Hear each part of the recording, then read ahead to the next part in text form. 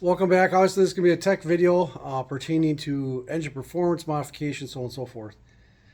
Within the last 2 weeks or so, I've seen some atrocious advice being shared on YouTube and different platforms, even stretching over to Facebook. So I wanted to address two of them pertaining to two subjects. So it's not going to be a very long video. Hopefully you guys are able to see my drawings without getting the reflection here. Okay, so first we're going to be talking about pistons, the cylinder bores, the clearances needed between the piston and cylinder walls. Brent from Likens Motorsports just had to tear down an engine because the tolerances were too tight, and because of the direction he got from the piston manufacturer and recognizing those practices, it pretty much took out the engine. So again, be leery who you're taking advice from. Even the manufacturers don't necessarily have it correct. The other one is we're going to be talking about the Venturi effect once again. Didn't help at all. There we go. The Venturi effect on the bowl. So the transition from the seat into the bowl. Most of you have heard the 90 percentile mark. If it's advantageous for more power.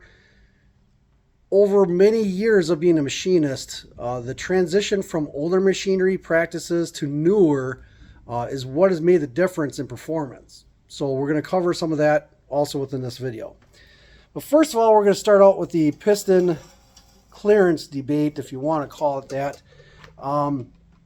Now, depending on the type of piston you have, the actual metallurgy of the piston is going to dictate the type of clearance you need, and also if it's being used on a power adder combination.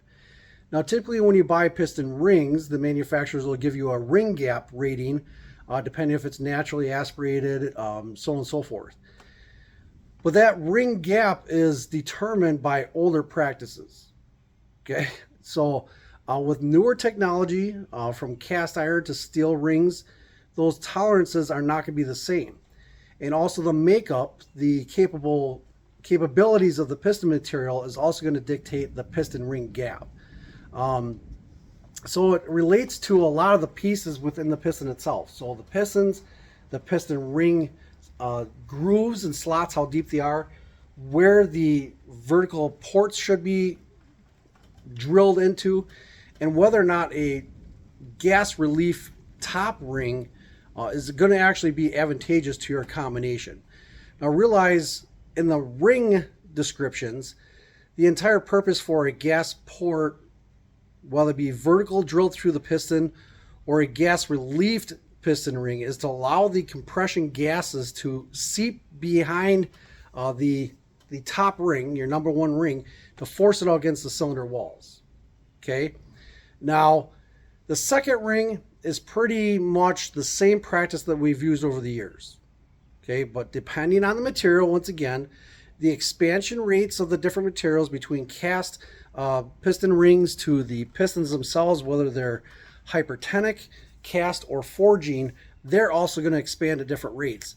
And there's even the hypertonic pistons that receive an additional heat tempering process to the top or the face of the piston. So you guys that are Icon fans realize those are hypertonic pistons that have received an additional heating process to the top of the piston. So the rate of expansion from the skirts to the face of the piston is not going to be the same. Once it's exposed to heat, the expansion rates are actually going to be different. Okay, so there's a common guideline within the math of pistons that has been established for 60 plus years now, that you take 0.002 thousandths of an inch of clearance times the bore. Okay, that's not 0.002 thousandths on either side of the piston. That's the equation to use to multiply according to the entire bore of the cylinder. Not the piston, the bore. That gives you the required clearance between the cylinder wall and the piston for cast pistons. Now, a hypertonic piston, because it has already gone through a heat treatment process, anybody that understands forging, it is to fill in the gaps. Excuse me, I got a little bit of rain going on here now.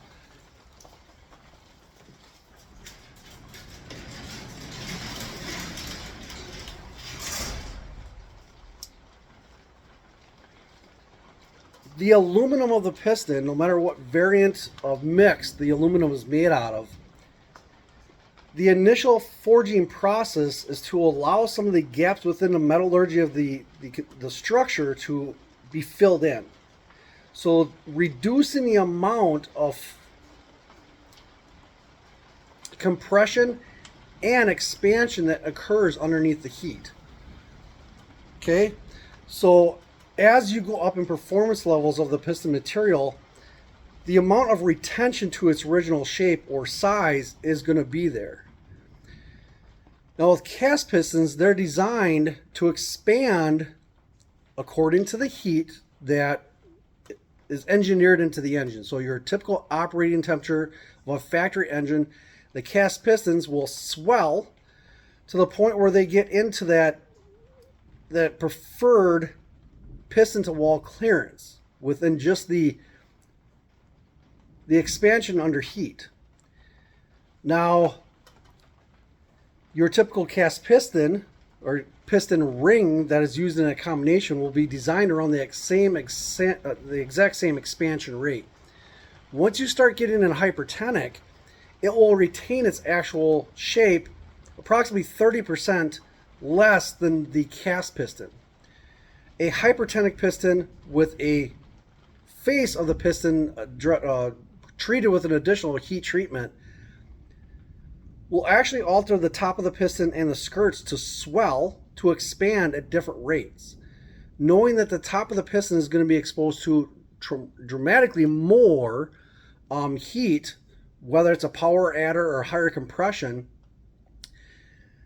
by heat treating the surface of the piston, it will retain its shape once it's exposed to the heat of a running engine. The skirts and the crown, the face, the top of the piston, should expand to approximately the same diameter. That's why when you start getting into fully forged pistons, you'll notice that your engine takes a little bit longer to warm up to the point where it's not getting blow by, so on and so forth, because more heat has to be absorbed into the piston to expand, to fill in the tolerances or the clearances of the cylinder wall and the piston.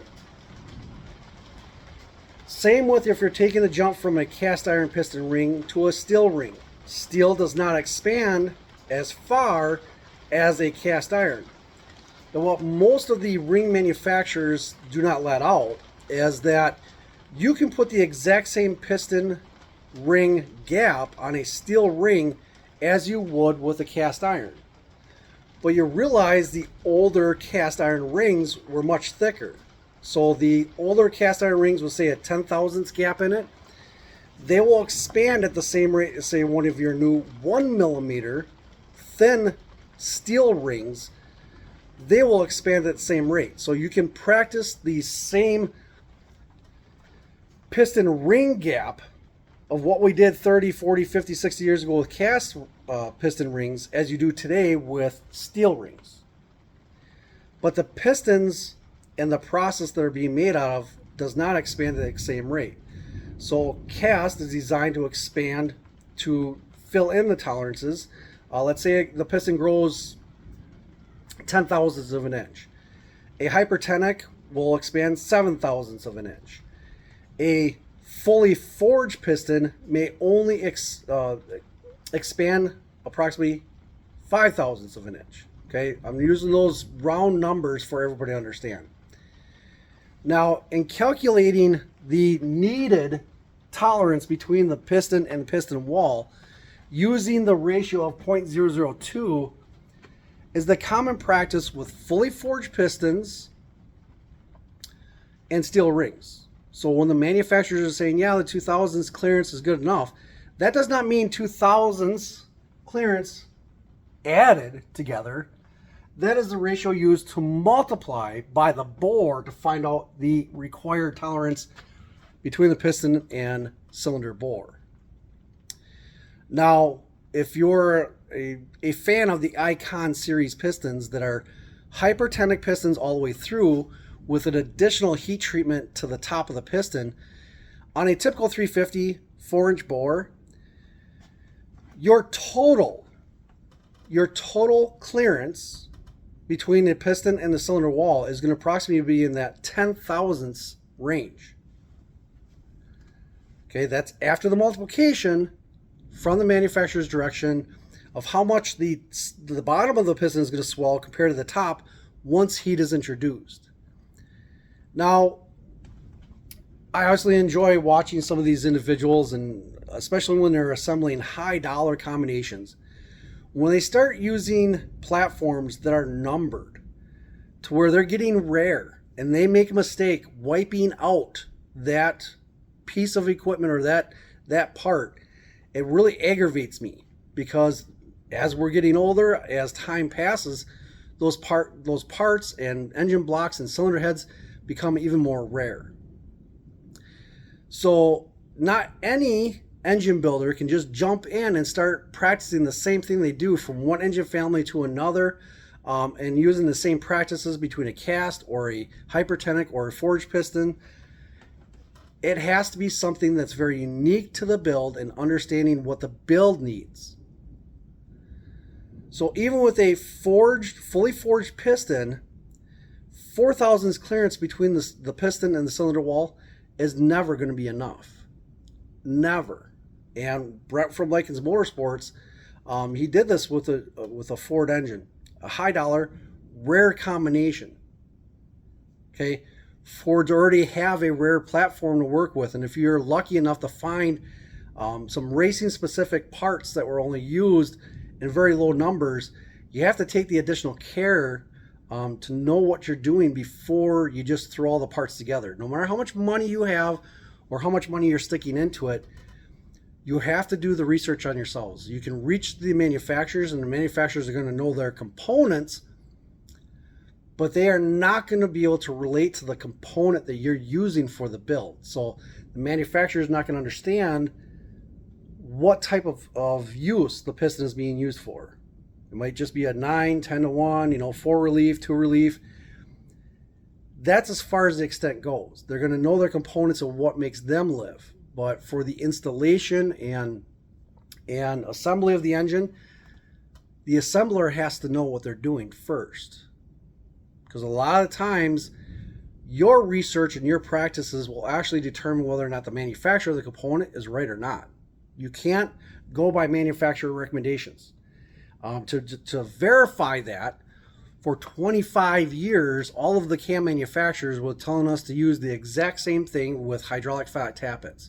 For 25 years, we've been wiping out engines like crazy, following their guidance. The experienced engine shop is going to know more than what the manufacturer does. Okay, easy enough. Another example I have here, I think it's Broken Tool Garage. They just released a video. He's a novice, once again. He's porting a set of 318 Chrysler cylinder heads, the closed chamber designs from 1987 to 1992. Now, he reached out to Charles, another YouTube creator, stating that Charles is a professional cylinder head porter. He gets paid to do what he does. He's going to follow his direction. He appreciates the knowledge that Charles is passing on. But once again, even individuals have been in the industry for 40 plus years, even 60 plus years in some circumstances, are they necessarily sharing the best advice? If they are truly professionals, would they not be recognized by the professionals and be begging for their services? They're not. Okay, so there's a lot of do-it-yourselfers, self-proclaimed professionals out there that are nowhere even close to it. So out of Broken Tool Garage, I believe it's the channel's name is. He's describing what he was doing to his cylinder heads. Now, the cylinder heads had already received the factory machining to finish them off to be ready for use. Now, in older practice with cylinder heads, once the seats were installed, they would actually use a tool called a bowl hog. So it's, put in the lathe, put in the servicer. It is a one blade cutting surface device that follows the valve guide down into the bowl area of the intake or exhaust ports. It removes equal amount of material, 360 degrees, as it's going through the port. Okay, from the short side to the roof side, it gives us a straight wall from the inside. It cuts the inside of the seat, and removes the casting material until it gets down to the point where the valve guide will not allow it to transfer any further, or it starts cutting out more material from the roof of the port. That was a common practice during the 1970s, 1980s to install larger valves or to replace seats and to bring everything back in line so there was no big sharp edges or ledges left over.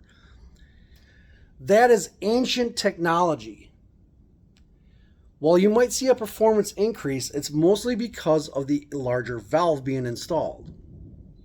But the area of the seat, from where the valve actually makes contact to the seat, transitioning into the bowl area, should never be straight. Okay? Some individuals will use the definition, or use the formula of 90%, that your throat area of the inside of the valve seat should be 90% of what the valve seat diameter is. Okay, not the valve seat diameter.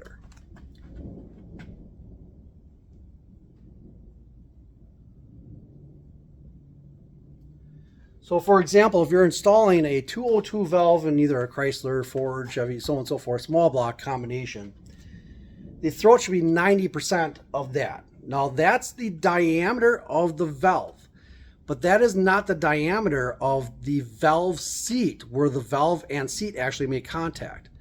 That is smaller depending on where the two mating surfaces meet up and how they're ground or cut into place. So what I've been able to take from this is that he's using the 88% recommended by Charles. 88% of a 202 valve would be that smaller, using the smaller ratio of the 90 percentile of the 202, or the actual surface radius of the seat itself. Now, home porting, obviously any home porting that you do to remove some of the rough edges, to straighten things out, to create more volume, typically transitions to more power in your combination. Less restriction, more volume of airflow translates into more power. But there are actually procedures being used that will actually reduce power. Even though you're making more volume, the straight walls created by a bowl hog or from an individual hand porter that straightens out the transition area from the seat into the roof portion of the port kills airflow. Now I got a couple of examples to back this up. So if we look at a port that has not been given that treatment of a straight wall, you're going to have a radius on the short turn radius pretty much all the time. You still want to have that radius from the seat to approximately 1/2 inch to 1 inch into the port, depending on how tall or how deep the bowl actually is.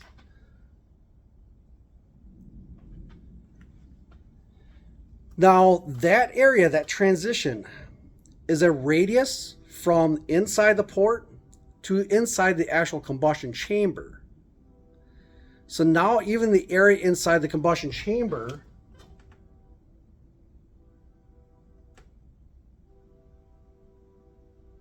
is an extension of that radius. It is not only including the valve seat.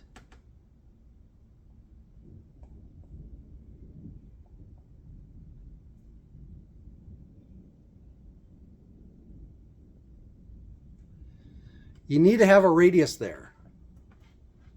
Okay. Some people are going to tell me, no, that's incorrect.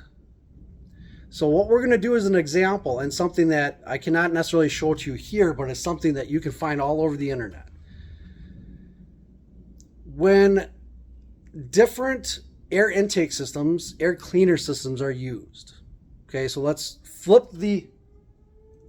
Sorry guys, I gotta go. With that, we'll continue on with the next video following up. We got tornadoes coming in.